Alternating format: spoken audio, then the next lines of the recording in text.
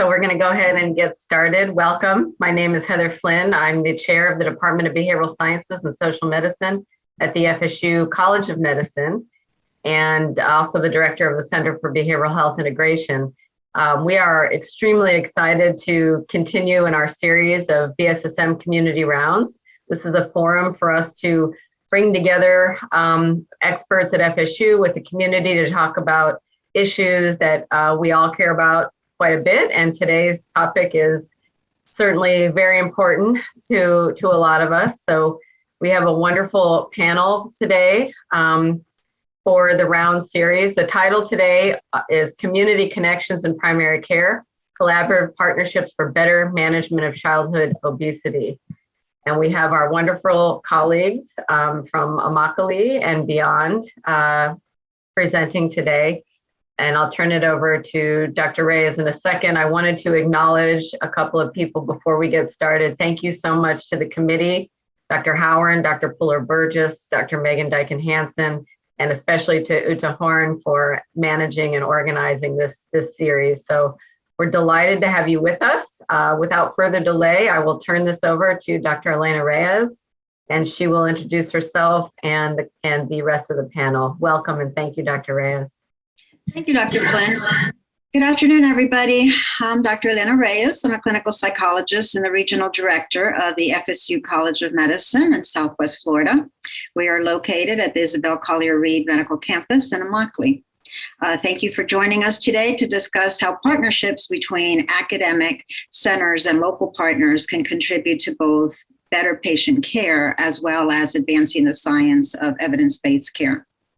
I'm joined today by my colleagues. First, Dr. Javier Rosado, a clinical psychologist and clinical associate professor in the Department of Behavioral Science and Social Medicine. He is the director of the clinical research at the FSU Center for Child Stress and Health, and as a teaching faculty for medical students and our health psychology fellows. His specialty is integrated primary pediatrics, and expertise is in childhood obesity and adversity in children from rural and farm working families. Also today we have Sue Fundingsland. Sue is a registered dietitian and a licensed dietitian in the state of Florida. She is very recently retired as faculty of the University of Florida Extension, so she is emerita. And being in a rural area, the FSU building and the University of Florida building are just down the road from each other, but we do put our respective challenges and agendas about football aside so that we can collaborate. Sue and her team have been wonderful collaborators with us. I do want to take a moment to acknowledge Dr. Jose Salazar. Those of you that saw the first announcement would have seen his picture. And Dr. Salazar, you can go ahead and advance. Dr. Salazar had prepared to join us today as part of the team, but unfortunately, 2 weeks ago, he passed away unexpectedly. Dr. Salazar was a pediatrician, having received his MD from the University of Nicaragua Medical School.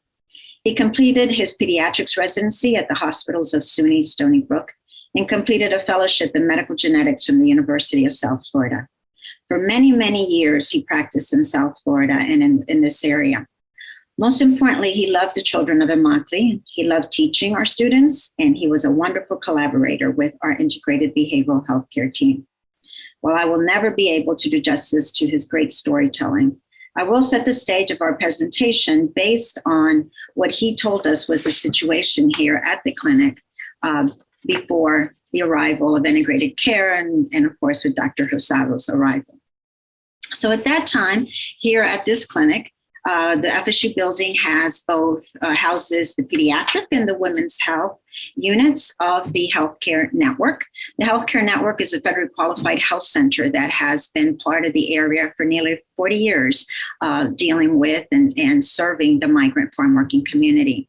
It's also the home to the more recently established Center for FSU Center for Child Stress and Health, which serves as an integrated primary care resource center for patients, families, and the healthcare providers of children that are exposed to toxic stress, especially children living in rural, minority, and underserved communities consistent with the College of Medicine. And so what was the situation when we started here? Basically, according to Dr. Salazar, A typical day in pediatrics, he saw a majority of patients and parents that were overweight and obese.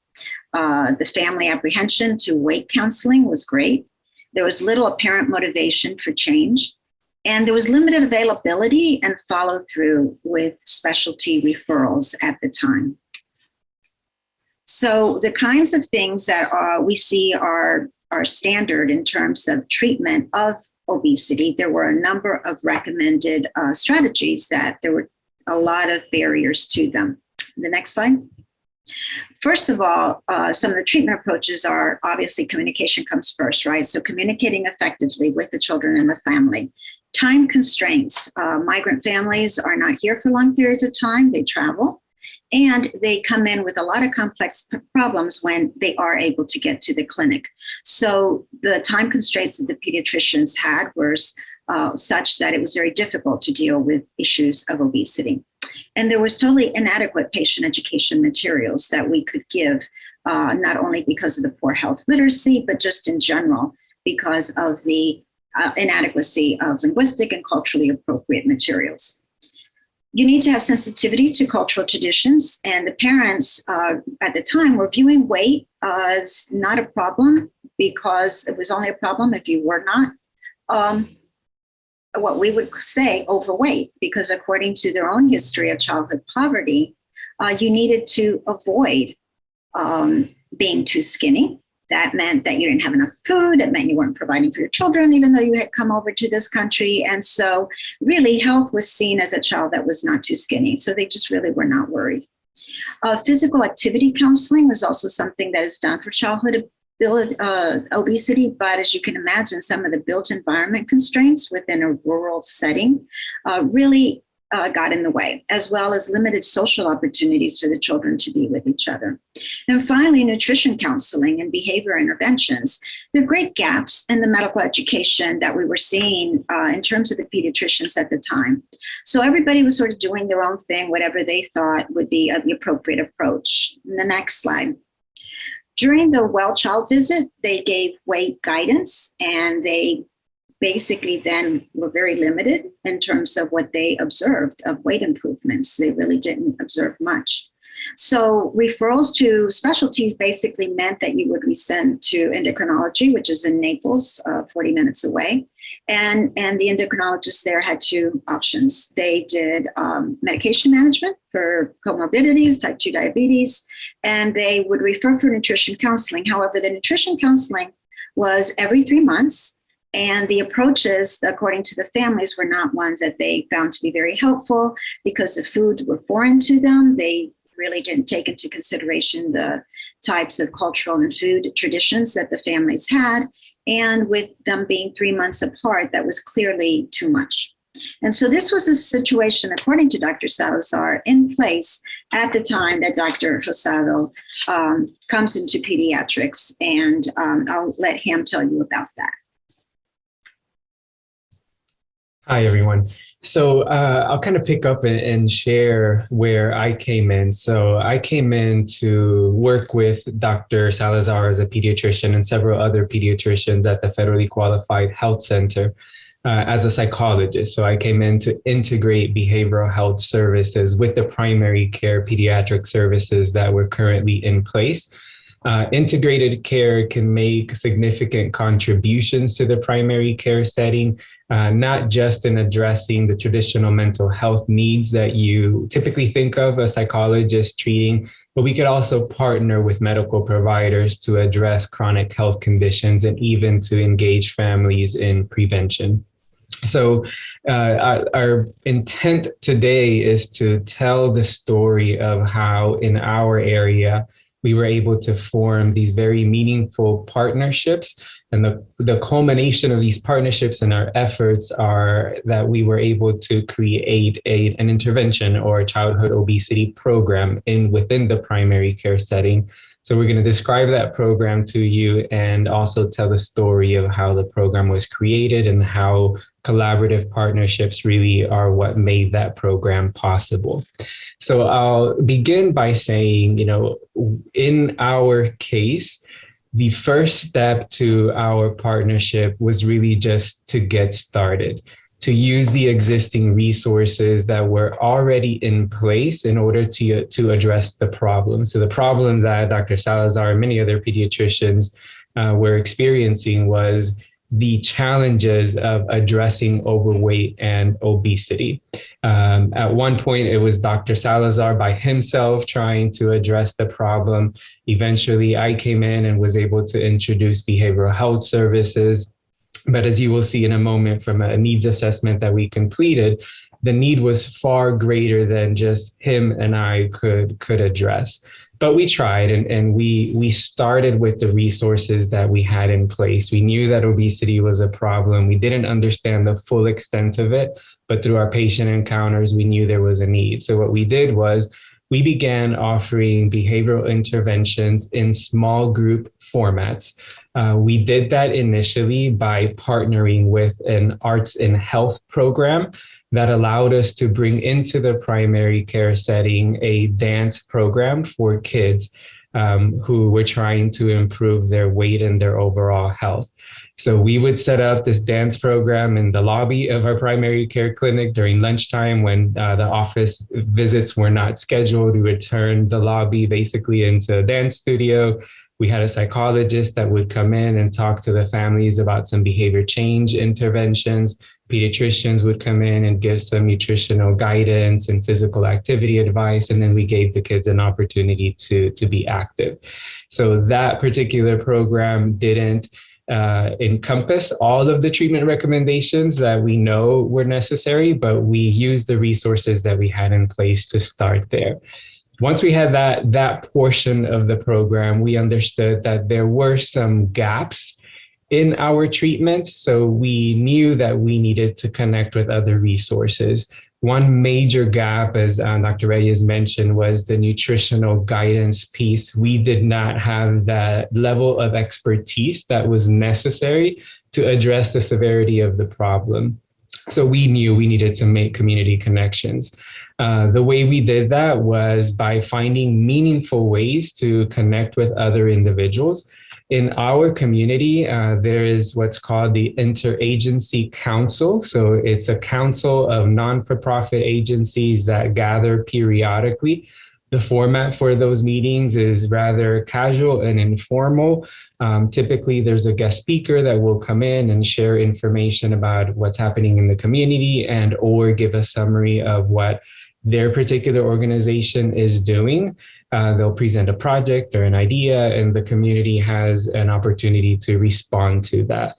So most communities have similar activities that take place, but for us, that really was a platform and a venue to figure out, okay, who is out there in the community that we can partner with that can help fill some of those gaps. So that's where our next step was. We started with the resources we have. We went out into the community to look for meaningful connections. That's how we came across Sue and her program from the University of Florida, the Family Nutrition Program. She'll describe a little bit what her program was doing before the partnership. But that's where our connections began, was by just being a part of the community. We didn't necessarily go into this Interagency Council specifically looking for a partner, but rather we participated in that council because we are a part of the community. So we were there not just to get a partnership and to look for a partner. We were also there to make connections in areas where others maybe had gaps and we could contribute. Once we were able to create this partnership with the University of Florida and the Family Nutrition Program, we really began to develop our own identity and our own purpose. So the obesity intervention or program that we'll describe today is called Salud Immokalee. And so this program, this initiative, it has its own identity. It is not an FSU program. It is not a UF program. It isn't a healthcare network FQHC program. It really is a collaborative partnership. The program belongs to the community. It has its own identity. And so that's really important. And it has been in our case that we are all on equal ground and we are collaborating 100% with each other to create this program. The third step that was really helpful in our partnership was the use of data. So today I'm going to describe two particular instances where we use data to guide our intervention. Really, the program that we describe today is driven by mission, but it's informed by data. So the data that we collect helps us to make sure that what we're doing is evidence-based and it meets the needs of the community. So our first step in terms of using data in a meaningful way was to begin with a needs assessment. So we completed chart reviews and structured interviews with a little under 500 families that were seen at the FQHC. We went in and spoke with families after their well visit and did a chart review as well. What we were looking to measure was the prevalence of the problem. So we wanted to know exactly what is it that we're dealing with? What is the level or the extent of the need? So we did chart reviews for that piece of it, but we also interviewed families just to understand from them what were their preferences, their concerns in terms of treatment, even their interest in getting treatment or receiving any attention or help to improve their child's wellness. So I'll share briefly some of the findings that we obtained from that initial needs study. So the table in front of you kind of shows a summary of the participants in that needs assessment. Close to 50% of the children that were being seen at the FQHC at the time of the needs assessment were either overweight or obese. So half of the patients, right? Remember at the beginning, I described that it was Dr. Salazar as the medical provider, then myself as the behavioral health provider. In integrated care, we function with what are called warm handoffs, which means that when a medical provider sees a need for behavioral health, they will come get the behavioral health provider and introduce us to the families on the spot. So we're available on demand whenever there's a need. But imagine if 50% of your kids are overweight or obese, we would need a full-time behavioral health provider just to deal with that, right? So it was impossible to do a warm handoff for every single family that needed to address or improve their weight and overall health and well-being. Not only were 50% of the children that were being treated at the FQHC overweight or obese, close to 82% of parents were also overweight or obese. So again, we are learning from this needs assessment the extent of the problem. We now understand that there's a significant number of children in need. And not only are the children in need, the parents are also in need. So we're collecting this information so that we can be responsive to the level of need. So again, we're learning that this is not just a child need, it really is a family need in terms of improving weight and overall wellness. We did a multiple regression analysis to look for predictors of a child's weight, a child's BMI percentile specifically. The result of that analysis showed that parent BMI was a predictor of a child's BMI percentile. So again, we are learning that it is important for us to address overall wellness and well-being. Yes, we are in a pediatric setting and the child is the focus, obviously, of that medical encounter, but the child lives in the context of a family, a community, a culture. And so we need to take all of that into consideration. This portion of our analysis also showed that elementary school age children within our population had a greater probability of being overweight or obese. So that became kind of our target age group in terms of coming up with interventions to help. I mentioned that we did this needs assessment because we wanted to have a really good understanding of were parents concerned about weight. I know we were concerned about our community's weight, but did the parents share that concern? We also wanted to understand if the parents had an interest in improving their child's weight and if they had any preferences in terms of treatments. So one of the questions that our needs assessment asked was whether parents or not had concerns about their child's weight. The figure you see on the screen shows the percent of parents expressing concern about their child's weight by gender and then by weight category as well. We did a logistic multiple regression analysis to identify any predictors of parental concern. And only the child's obesity status was a predictor of parental concern. So that means that parents tended to be more concerned when their child's weight fell within the obese category. They were not concerned or overly concerned when their child was in the overweight category. So that again told us that in terms of engaging families, we may not get as much engagement when a family has a child whose weight falls within the overweight range, which was concerning to us because that's an opportunity to maybe prevent and help a child early on before their weight enters that obese category. So it let us know we needed to do some work in order to educate families and explain the importance of early intervention. Another interesting finding from this analysis was that there was a trend for parents who were born in the US to be less concerned about their child's overweight or obese status than parents who were born outside of the United States. Also important for us to know, given that we have a high immigrant population as well. That supports research that shows that as people immigrate into the United States, their health tends to deteriorate in comparison to more recent immigrants. So again, our kind of fourth key finding from this needs assessment was the need for action. We wanted to understand parents' interest and intent to improve their child's weight. So we asked them, after this discussion you had with your pediatrician or your child's pediatrician, do you intend to take any corrective actions to improve your child's weight? Figure 2 again shows the percentage of parents that indicated intent to take corrective action to improve their child's weight status.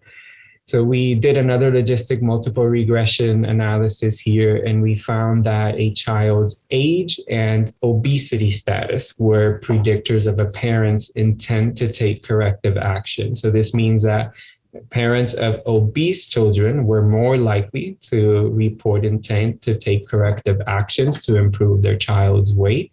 Parents of overweight children who planned to take action was much lower and was very similar to the healthy weight children. So again, we're learning that there's this overweight category that's receiving very little attention. So we needed to learn how to engage parents who had children within that weight category. We also learned that parents were much more likely to take corrective action if their child was older. Again, concerning to us because we have an opportunity there to intervene early, but parents are not always showing that awareness or interest in that early intervention.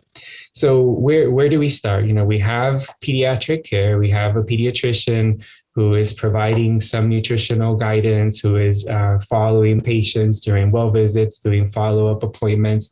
We added to that behavioral health. So now we have this integrated care program.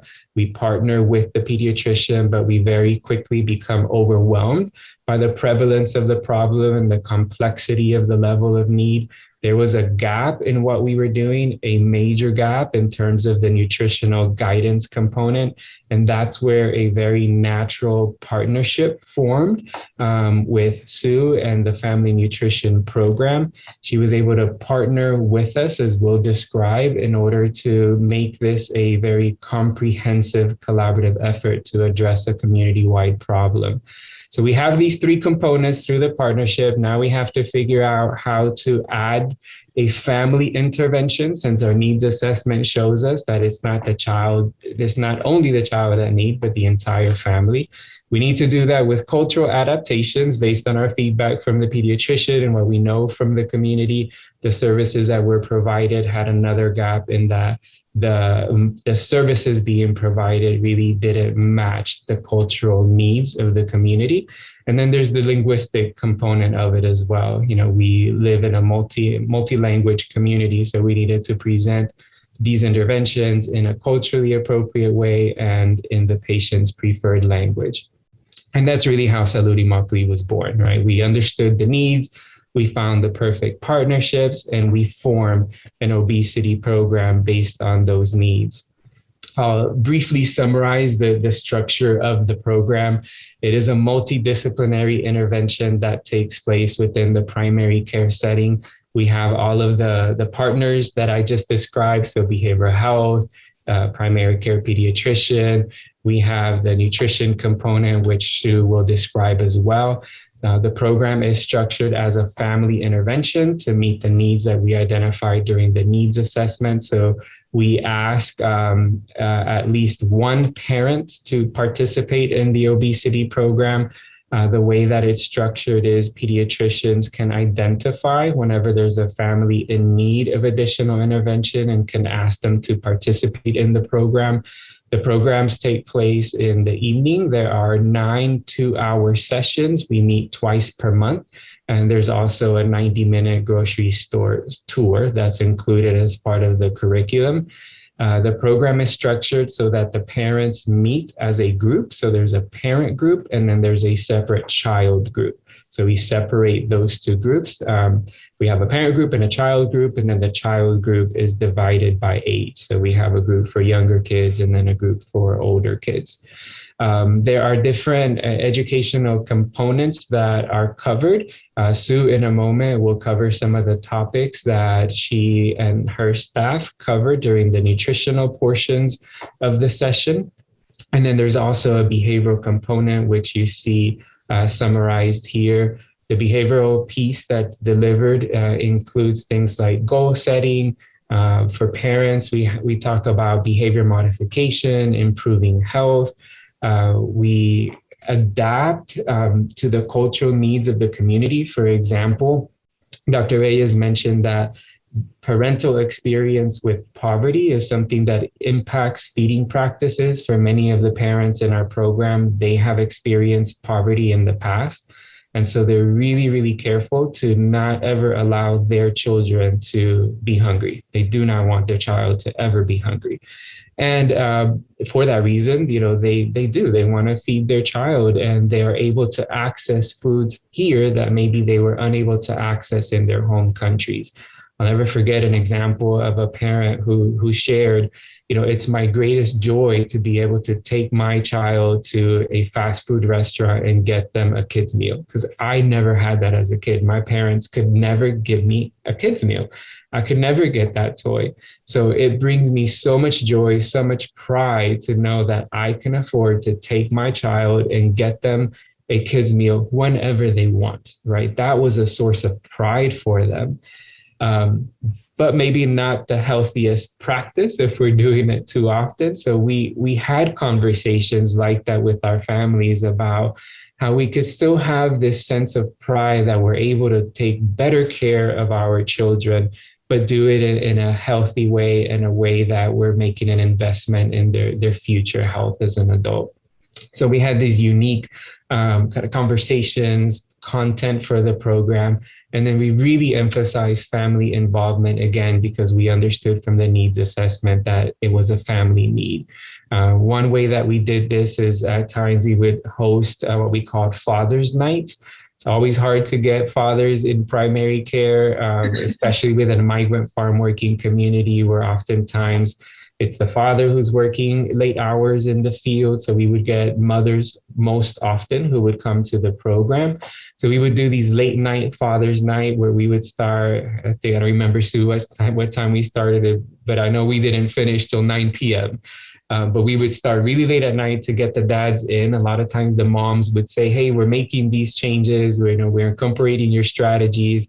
But the dad doesn't always understand why we're making these changes. So we brought the dads in and explained the information that was being shared. So I'll let Sue step in now and talk a bit about the family nutrition program and some of the components that were incorporated into the intervention. Okay, thank you, Dr. Rosado.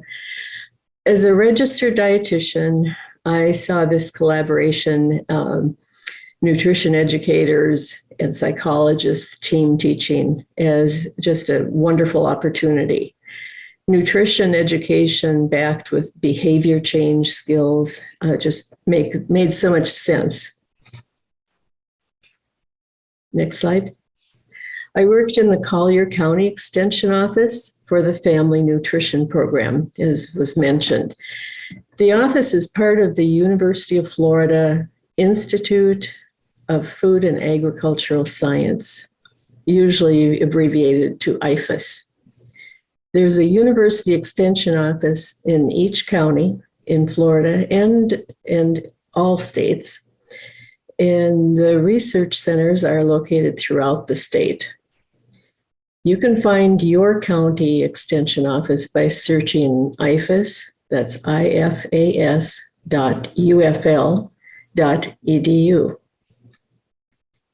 You can also search the Family Nutrition Program, and that's all lowercase, familynutritionprogram.org. To learn if there's FNP in your county.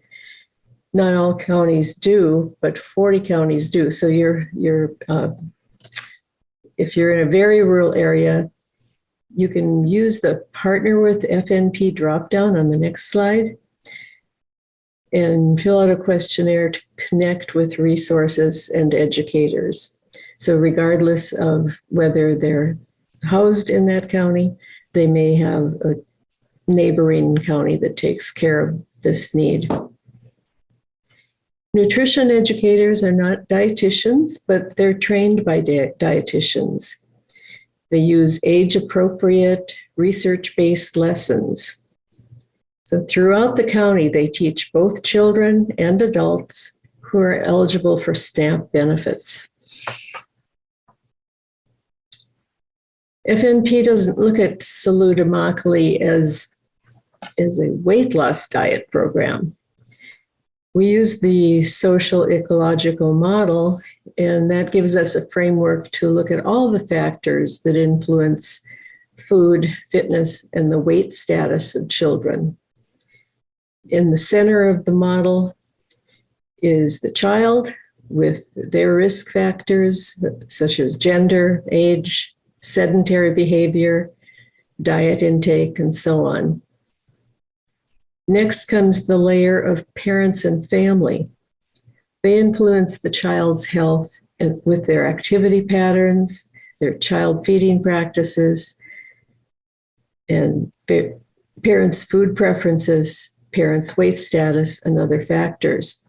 This is followed by the community and society characteristics that include school lunch, work hours, neighborhood safety, accessibility of convenience stores, and restaurants, to name a few. FNP refers to this division of responsibility model for meals. And this can reduce food struggles at the table. While participating in saludomacally classes, we do emphasize family meals and reducing stress. And trying to look at responsibilities in this way tends to help. And this is based on long-term studies from a psychologist in Wisconsin, Ellen Satter. Okay, next slide. FNP provided a healthy snack or a light meal at each session. We tried to use foods that were familiar to families in healthy recipes. We always had infused water with fruits or vegetables or herbs, and that became very popular. And moms were interested in doing that at home. And who would know that kids like cucumber water? It was a surprise, a nice surprise. Okay. The lessons incorporate props and teaching tools that help the parents and children visualize the subject of the lesson. For example, learning to read a soda bottle label is the first step. They learn that 4 grams of added sugar is the equivalent of 1 teaspoon of sugar. But actually spooning out the number of teaspoons of sugar the soda contains was a real eye-opener, not just for kids, but for parents. The Saludamacally lessons teach children and parents how to make healthy choices, how to read food and drink labels, and how to eat healthy on a budget. We show them how to use their school app on their phone to see the school menus. We always emphasize that the meals and snacks eaten at school are important, and their choices should be thought about, talked about, and appropriate for their participation in Saludamacally. As you can see, portion sizes are demonstrated as well. It was important to provide tips on how to cut down on calories while still being satisfied. If kids are still hungry, as Dr. Rosado mentioned, the parents will feel bad. So choosing snacks that are going to satisfy hunger is important. Up in the top right of the slide, you can see examples of 100-calorie snacks.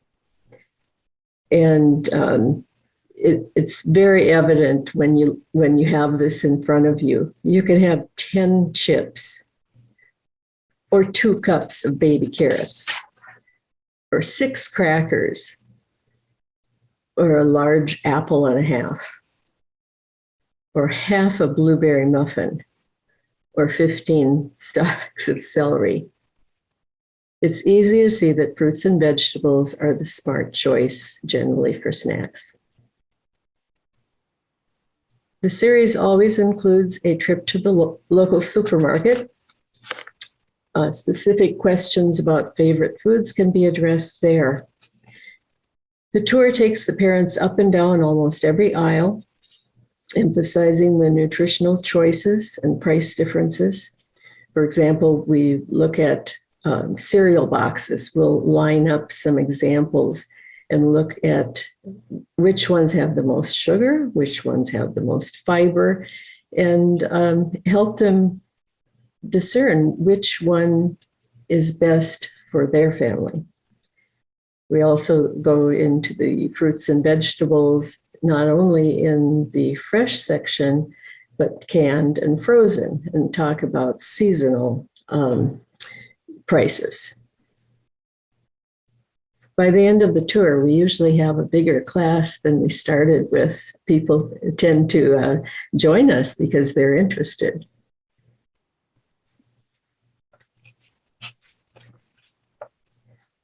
There were 2 additional follow-up components to Saludamacally. And again, we're referencing the social ecological model because there are things beyond the instruction that could enhance the children's weight. We learned from parents they wanted more healthy activities they could attend with young children.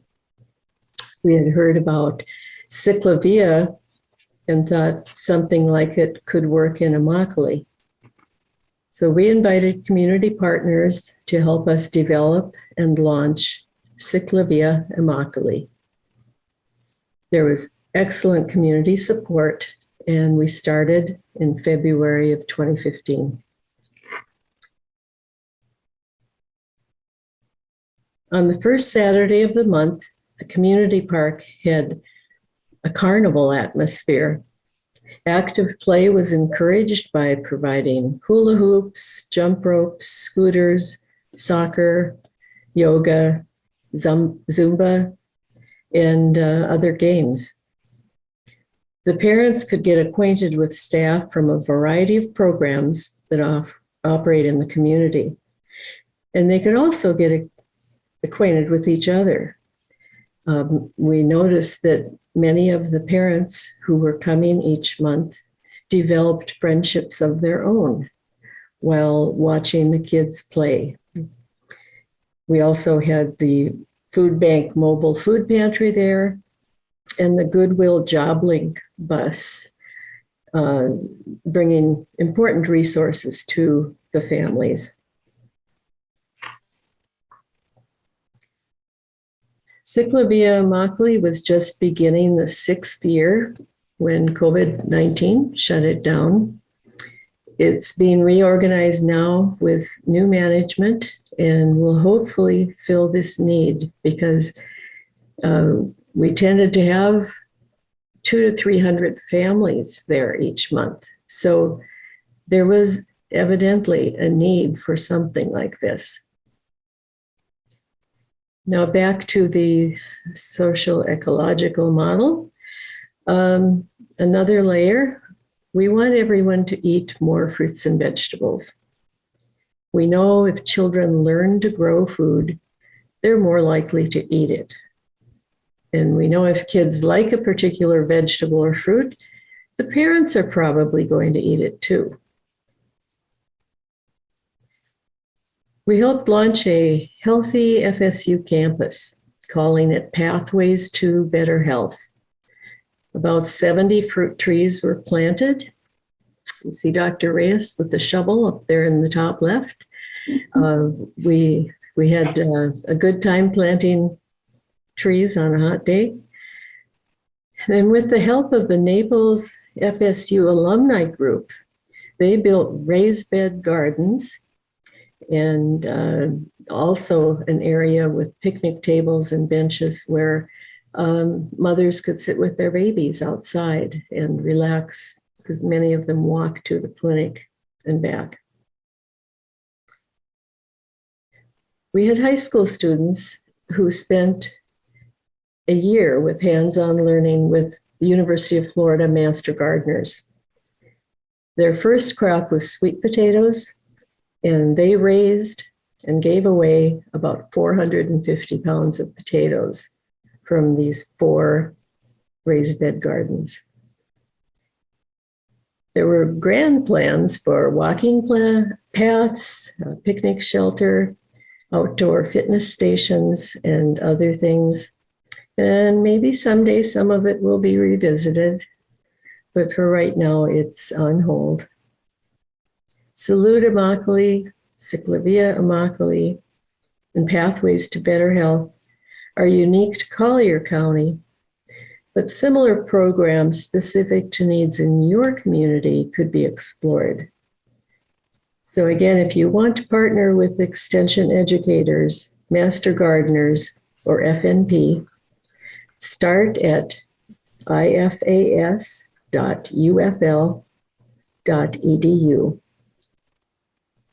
The power of these partnerships is limitless if you have the right partner.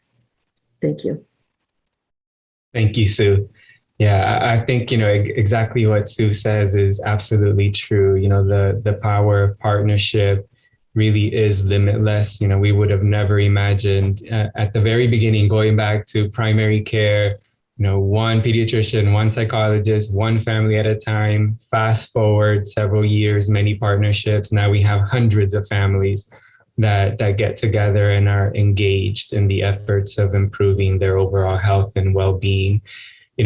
As the program evolved and as other initiatives began, we go back to the data, right? We want to use data to help evaluate how we are doing. And I think it's really important. I'll never forget, one day Dr. Salazar came up to me after meeting with a family who had been in Salud Immokalee and who he was meeting with maybe a year later. And he was concerned again about their weight. And he pulled me to the side and he said, Javier, this is just not working. He was like, I don't think it's working. We're not doing enough. They're just not getting better. And so I said, okay, Dr. Salazar, I get it. Maybe we do need to keep working. We do need to figure out, is there anything we could do better? But, let's look at the data. Yes, there's a family here or there that you may come across and, maybe they're not doing as well as you would like. But let's not, jump to conclusions about whether or not our efforts are in vain. Let's do an analysis of our data and figure out where we are. So I'll take just about 3 more minutes to share the results of that analysis, which we were just able to publish as a group. Sue is one of the authors, along with myself, Dr. Salazar, and a few other people.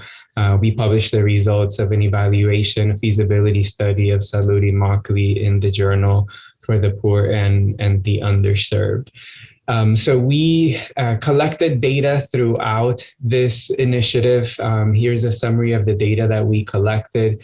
We were able to go back into medical records to get pre-intervention data.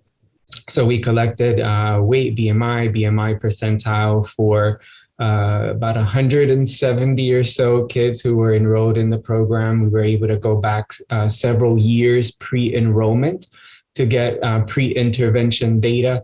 We also got intervention data while children were enrolled in Saluti-Mockley that included their weight. And then we also had post-intervention data and then follow-up data. Follow-up data included any measurements that were recorded in the child's medical record for about 12 to 18 months after completion of the Saluti-Mockley program. So what we did again was we had about 175 or so children with data. By the time we cleaned the data and looked to see how many children we had with complete pre-post data, we had about 100 children that we included in the analysis that I'll share with you now. Here is a table with some of the statistical analysis that we ran, but for time's sake, I'll summarize for you some of our key findings. What we learned was that the program really did work, meaning that the greater the number of sessions a family or child attended, the greater the weight improvement observed. Weight improvement both in terms of weight loss in pounds and reduction in BMI. So this was encouraging to us because we saw that as people came, their overall health and weight improved. We also learned that we had a most positive impact in younger children. Our intervention, Saluti-Mockley, was not effective with the adolescents that participated. It was effective with younger elementary age school children. So what we were learning was, we really do need to make some modifications for those older and adolescent children. We were not meeting their needs. We did learn that among the younger children, they were able to decline weight during the intervention, and also there was no weight gain after treatment ended. So we were able to slow the rate of weight gain after they completed the program. So there were some long-term positive impacts that were maintained after completing the program. So we were able to take this data, back to the clinical team and say, hey, this is the result of this program. This is the result of you being able to refer folks into the program. And I thought that was really, really important because without the data and without this type of analysis, your confidence in how well the program is functioning really depends on your perception and, your interactions with families, especially for pediatricians who are really busy. They see a lot of families. It's really important for them to have access to this data. So where do we go next? Sue mentioned, with partnership, the future is limitless, but there are some areas where we know we need to target and focus. We've learned that adolescent obesity is its own need. For instance, with that age group, free choice versus parent involvement tends to be more important.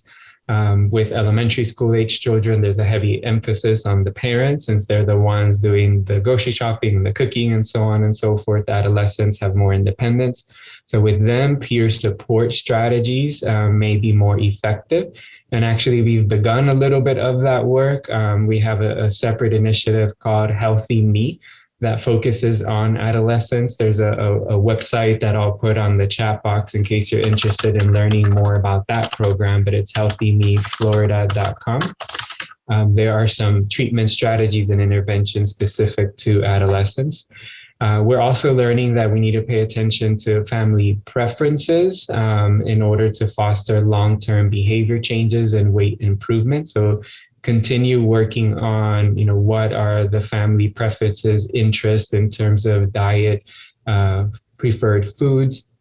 We also know from research that there's a need for a staged care intervention program. What do we mean by that? The American Academy of Pediatrics has a pretty comprehensive protocol for the treatment of obesity in primary care. They recommend that treatment be delivered in stages, stages 1 through 4, with the 4th stage being specialty care outside of primary care.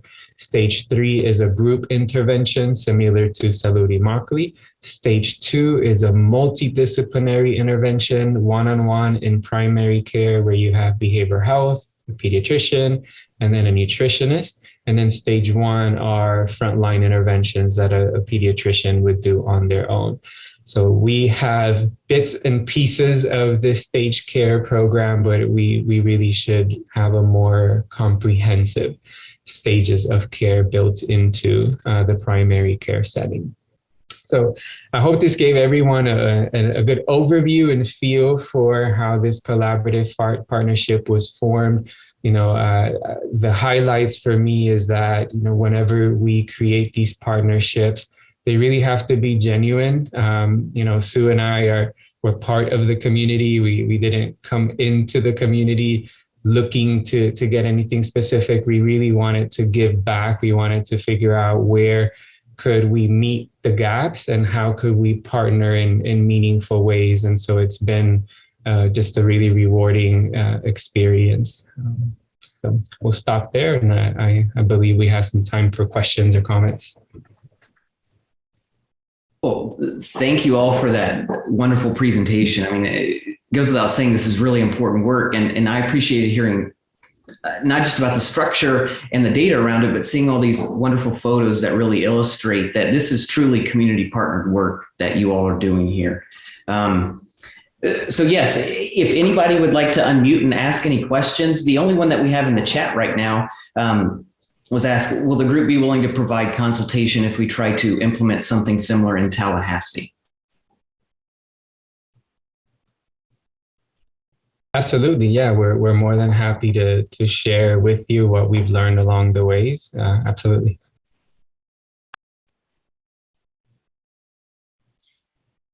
Since we've got it might be helpful if you can take the slides down, so if people want to ask questions, we can see the faces. Thank you so much. Sorry, I interrupted you. Go ahead. That's okay.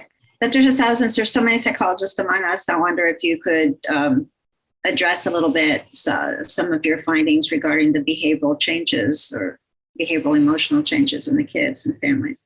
Yes, so I didn't include that in this presentation because I was focusing on the manuscript that was recently published, but we are working on a second manuscript that summarizes some mental health data that we collected through the Salud-Immokalee program. So we measured things like anxiety, depression, attention problems, behavior problems. We included that as a pre-post measure just because we're psychologists and we think that's important, not that the intervention was directly targeting change in those areas, but we were able to get statistically significant improvement in several mental health outcomes for children who participated in the program. So as part of their improvements in wellness, not only did the weight improve, but several mental health outcomes also improved. So we look forward to having that formal analysis available soon. Yeah, I just wanted to say that was incredible. I mean, just the work you put into making this a true customized community partnered, meeting the needs of the community, and engaging Suzanne, seemed like it was so vital.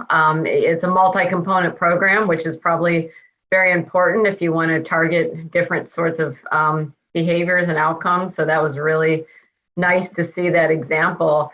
I was really curious about when you were presenting the data, and then, some of my suspicions were confirmed in your program evaluation data. But, a lot of times when I'm reviewing grants and people are saying, oh, we're going to do 9 2-hour groups with families, I'm just thinking, how are they going to get families to come to these groups? And so it's amazing that you found that the adherence was related to the outcome. So can you say a little bit about, because I think we're all interested in how do you engage people in these services? Yeah, I'm so glad you brought that up, because that took a long time to get people to engage. I don't know, Sue, if you remember at the very beginning, there were nights where we would be all set up. We had the food ready to go. We were all there and no families would show up. That happened to us at the beginning where, it was really discouraging. So we had to talk to the families. We had the benefit of having pediatricians who were referring families to us. So there were a set of families that we expected to be there. So when they didn't show up, we would call them and we would say, hey, what happened? How come you didn't come? And so they told us, oh, I was cooking dinner or I didn't have a ride. So we said, okay, we need to get you a ride to come here. So the FQHC has a bus, right? So we asked them, can you make the bus available for families to come? And they said yes. So now we provide transportation. Dinner's always a problem, right? I mean, we have to eat dinner. So if you're coming here for 2 hours, you're not going to eat dinner at 9 o'clock. So, Sue mentioned that now the program incorporates small dinner or at a minimum food samples. So, now we check the dinner problem off our list. We also had the wrong start time at the beginning. We had the wrong day of the week. And so we just had to trial by error, ask families, why didn't you come, and make adjustment based on that feedback that we got. Thank you. That's really helpful. Did you find, just because I find this, that once people do attend at least one, then they're more likely to stay engaged? It's that priming the pump of engagement that seems the hardest part. Absolutely. And since we're in pediatrics, if you can get the kid excited, you've got the parent, because the kids will bug that parent until they bring them here. And so we would get the kids very excited about coming. The content is very engaging, but we also made it very fun for them. I didn't highlight in the presentation, but the program also does include a physical activity component. So for the second half of the 2 hours, the children are engaged in physical activity. At times we would do Zumba or dance. We also had a coach that would come in and do soccer drills. It wasn't like competitive soccer. It was more fun soccer. Dr. McCourt is on the presentation and she's reminding me to also talk about our charms. So every time a child would come, they would earn a charm. So they had this charm necklace and they would earn a charm for their attendance. And so amongst them, it was a competition to see how many kids had the most charms. We also partnered with another community agency here, Frank Rincon. I'm drawing a blank on the name of his program. So can you help me out? No. So there's a program here in Immokalee that provides items for families who are in need. All kinds of items, diapers, food. They help a lot after disasters. So if hurricane season comes, they help people prep and recover from. In any event, that organization donated the pressure pots, Instant Pots. Yeah, Instant Pots. So if you completed the program, you win one and you get to take it home with you. So these little incentives, got people excited about it and working towards a goal. That's amazing. All that trial and error stuff, really, really, all the incentives, very, very important. I know we're about out of time. I'll turn over to you, Dr. Hammer. I don't see any others in the chat here. So last request, if anybody has any other comments or thoughts they'd like to share. And if there's something offline, certainly you can send directly to the individuals who are speaking or send to one of us, and we'll make sure we get comments or questions or other thoughts directly to them.